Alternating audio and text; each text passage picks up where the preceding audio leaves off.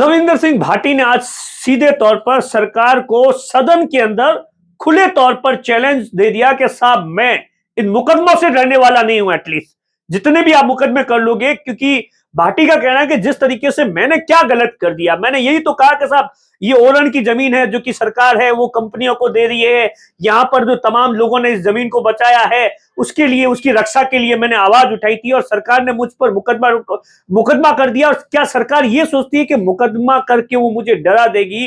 तो मैं डरने वाला नहीं हूं।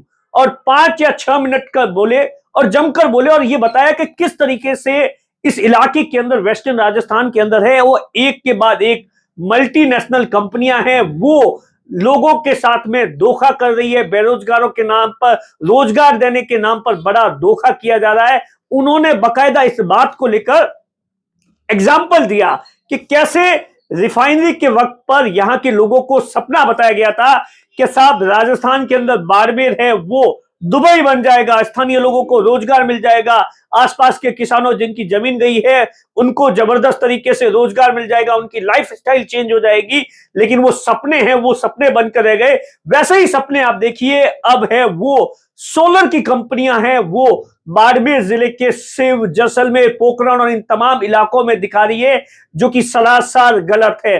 दरअसल आज आप देखिए भाटी है वो मोटे तौर पर आप सदन के अंदर इस बात को लेकर चर्चा की जा रही थी कि साहब वन्य संपदा या इन तमाम चीजों को लेकर चर्चा की जा रही थी। तो भाटी का सीधे तौर पर यह कहना है कि साहब देखिए इस इलाके के अंदर, वेस्टर्न राजस्थान के अंदर है वो हजारों करोड़ों रुपए की है वो योजनाएं चल रही है बिजली को लेकर, लेकिन यहां के लोग बिजली को तरस रहे हैं। मतलब 4 घंटे बिजली नहीं आती, 5 घंटे बिजली नहीं आती, आती है तो चली जाती है। तो यहां के लोगों को क्या कुछ फायदा हुआ? यहां की जितनी भी बिजली है जो जनरेट होती है, वो बिजली है वो राजस्थान के बाहर दी जा रही है। तो स्थानीय लोगों को इस बात का क्या कुछ बेनिफिट मिलेगा?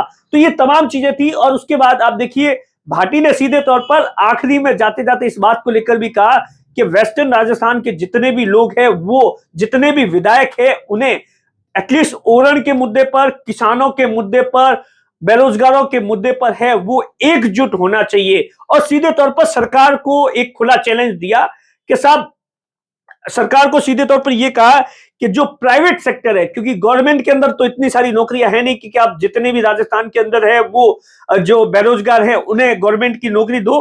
तो इसके लिए सीधे तौर पर यह कहा कि साहब जो प्राइवेट सेक्टर है उसमें 70% आरक्षण होना चाहिए। सीधे तौर पर सरकार के अंदर कहा कि साहब जितने भी प्राइवेट सेक्टर्स है उसमें 70% का आरक्षण होना चाहिए, लोकल लोगों के लिए होना चाहिए, लोकल लोगों को रोजगार मिले। अगर सरकार, मुझे पता है, भाटी का कहना है कि साहब मुझे पता है कि सरकार ऐसा कुछ भी नहीं कर पाएगी, अगर सरकार ऐसा कर देती है तो मैं सरकार को खुला चैलेंज देता हूं और जो सरकार कहेगी वो करूंगा। तो सीधे तौर पर आप देखिए आज, वैसे तो आप देखिए 2-3 दिन से लगातार ओरण पर बोल रहे थे, लेकिन आज पूरे मूड के अंदर थे।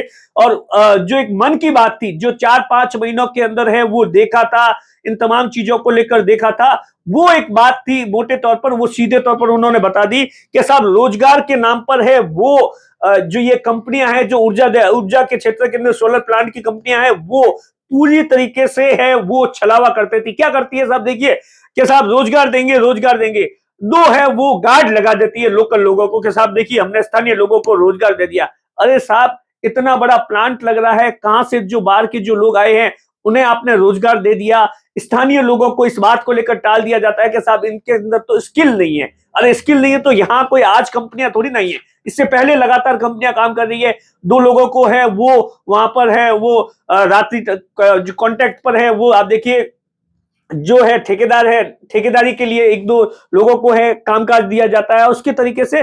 और सीधे तौर पर आप देखिए तमाम तरीके से उसके अलावा भाटी ने और क्या कुछ कहा, मोटे तौर पर यही कहा कि साहब स्थानीय लोगों को इतनी बड़ी परियोजनाएं चल रही है, चाहे वो राजनंदल साउथ वेस्ट ग्रुप हो या सोलर के जितने भी प्लांट लगे हो, तो यहाँ की बिजली कहाँ जा रही है?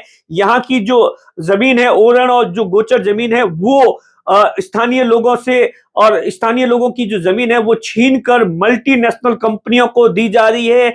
और सीधे तौर पर कहा कि साहब रिफाइनरी के अंदर खेजड़ी के हजारों की तादाद में, लाखों की तादाद में पेड़ है वो काटे जा रहे हैं।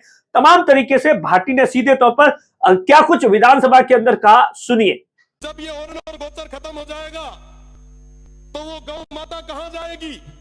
आज उसकी बात कौन कर रहा है? पिछले दिनों भैया गांव में और उन पे अनैतिक तरीके से, अवैध तरीके से वो अलॉटमेंट हो रहे थे। हमने मांग उठाई, वो लड़ाई लड़ी, बदले में क्या? मुकदमे। क्या मुकदमों से डरा दोगे? क्या मुकदमों से दबा दोगे?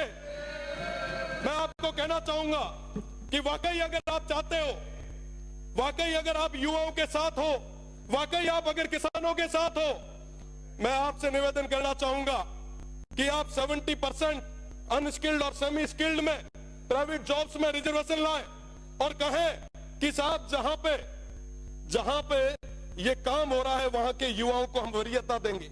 आप लाए? आप नहीं ला पाएंगे। मैं चैलेंज करता हूं, अगर आप ले आ पाए तो आप कहोगे वहां खड़े रहने के लिए हम लोग तैयार।